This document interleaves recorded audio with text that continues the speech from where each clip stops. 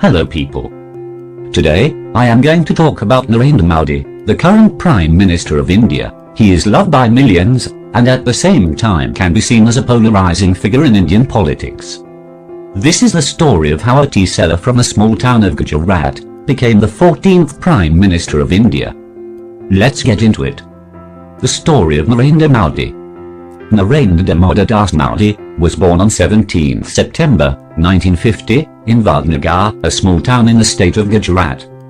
His father Damodardas Mulchand Modi was a tea seller, and his mother Hirabeden Modi is a housewife.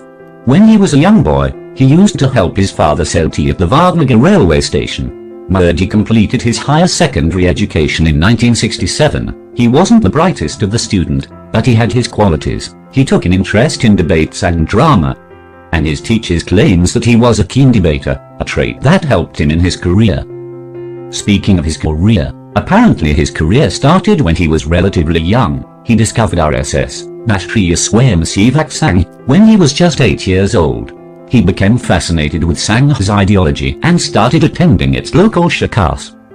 It was here where Modi met Lakshmanrao Inamdar, who helped shape the man we see him as today. Inamdar, who was among the founders of Bharatiya Janata Party in Gujarat, took Modi under his wing and became his political mentor. In 1967, after completing his school-level education, Modi left his house and went to travel northern India. During this trip, he visited numerous temples, and he also visited various ashrams that were founded by Swami Vivekananda. As he was an avid admirer of Swami Vivekananda, he returned to Gujarat in 1969. 2 years after he left, he visited his family and promptly left for Ahmedabad, where he visited his uncle and started working at his uncle's canteen. After returning to Gujarat, he visited the local RSS Shaka and reconnected with Inamdar. While working as RSS volunteer, Modi participated in non-violent demonstrations against the government of India in New Delhi, which resulted in him being captured and sent to jail. He was released soon after. And after the Indo-Pakistan War of 1971, Modi stopped working for his uncle and became a full-time pracharak for RSS. While working for RSS, Inamdar convinced Modi to enroll in graduation program. He received Bachelor's of Arts degree in Political Science from Delhi University, and after that acquired Master's degree in Political Science from Gujarat University. Narendra Modi's political career kicked off during the period of emergency. It was 1975 when then Prime Minister Mrs. Indira Gandhi declared the state of emergency throughout the country. It was troubled time for Indian politics. Opposition leaders were arrested and the government implemented a ban on RSS. And during this period Modi had gone underground and got involved in organizing resistance against the government using various methods. He helped organize protests, aided in printing and distributing anti-government pamphlets. He also played a key role in creating the network of safe houses for political refugees, and arranging finance for their operations.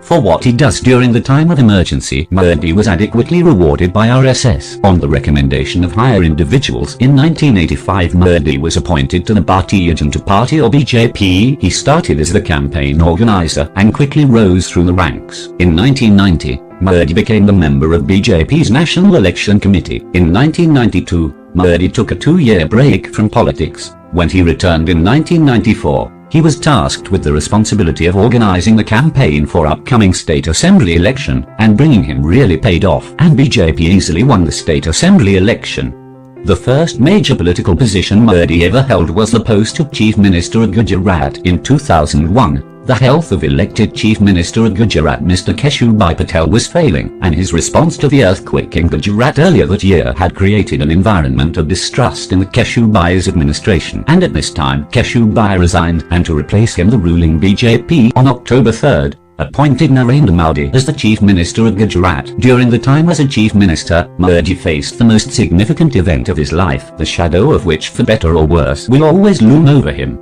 The significant event were the riots that had broken out during February of 2002. The riots were started on 27th of February of 2002, when a train carrying Hindu pilgrims returning from Ayodhya after a religious ceremony was burned near Godhra by local Muslims. This resulted, as anybody could imagine, violent attacks started against Muslims, and in response they attacked too, and the situation grew worse in the following days. The riots claimed life of over 1,000 people, both Hindus and Muslims. The story of riots and the role Modi may or may not have played in it is so complicated that it required an entire video of its own. But for now, we should know that the special investigative team appointed by the Supreme Court of India had given a clean chit to Modi. But nonetheless, the handling of the riots by the Modi administration was widely criticized by the opposition parties. But despite all this, he won 2 more terms and remained Chief Minister until 2014, when he left his Chief Minister post to take the post of Prime Minister of India.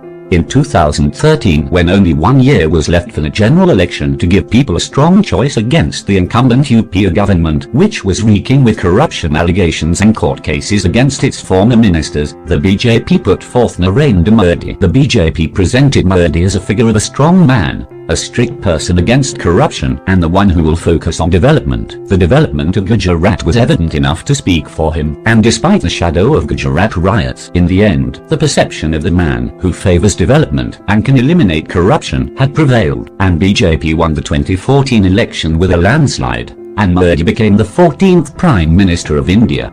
The story of a simple tea seller becoming the Prime Minister is not ordinary, and nor Modi's term as the Prime Minister of India. During his term as the Prime Minister, Modi had surprised the nation on November 8, 2016, with the demonetization of 500 and 1,000 rupee notes, and the very next year he shook the nation by implementing Goods and Services Tax Act or GST that dramatically changed the Indian taxation system. And India has also made a considerable progress with its foreign relations. But not everything is perfect under his rule. There are some incidents that puts our great nation to shame had also occurred during this period. As of making of this video, the general election are not far away, and soon enough we will find out if Modi is going to get another term as a Prime Minister, or will he be replaced by someone else. But to know that, we will have to wait till the 2019 Lok Sabha election. Thanks for watching. If you like this video, hit like and subscribe for more, and don't forget to ring the bell icon. I will be back with another interesting video next week. Until then, stay curious.